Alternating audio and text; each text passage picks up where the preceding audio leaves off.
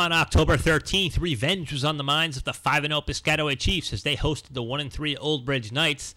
The Knights upset Piscataway last season, but quarterback Rashawn Cooper of Piscataway is going to make sure that's not going to happen again. Here he drops back and he's going to hit his tight end, John Griggs, for a 32-yard gain over the middle down to the Old Bridge 10-yard line. And on the very next play, it's their main man. It's Barry Gerard. He's going to get into the end zone for a 10-yard touchdown run. It's 7-0 in favor of the Chiefs.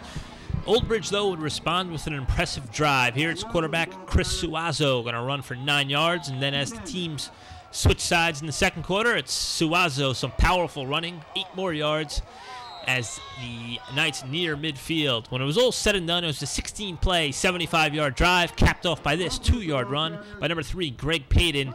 Things are tied up at 7 as the Knights eat up 7 minutes off the clock. Next possession for Piscataway, the explosive offense would get going. Gerard's going to hand to Coleman Petit, and the explosive wide receiver takes it 30 yards down to the 10-yard line of Old Bridge. And on the very next play, once again, it's Barry Gerard wasting no time. He gets right into the end zone, 10-yard touchdown. It's 13-7 in favor of Piscataway.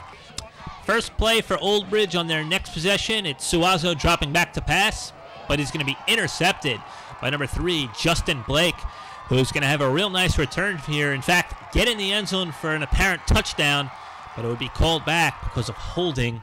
But shed no tears if you're a Piscataway fan, because it only took him 2 plays to get back into that end zone. Here it's Gerard with some nice running down to the 1-yard line after a 19-yard pickup.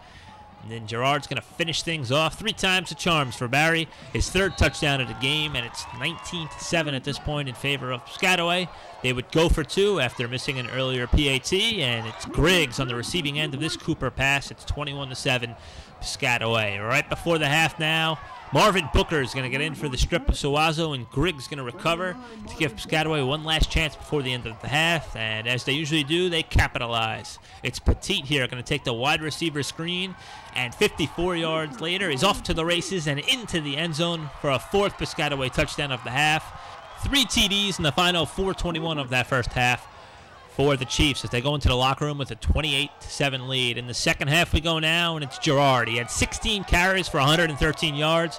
Here he takes it down to the Old Bridge 32-yard line, and then later on the drive, he'd get a 4th score. With some patient running here, he slips into the end zone, and it's 35-7 in favor of the Chiefs. And with that big lead, Piscataway had a chance to rest some of the starters, and here's the backup, James White, number 22, with some impressive running here as he's dragging Old Bridge defenders. He gets down to about the 5-yard line.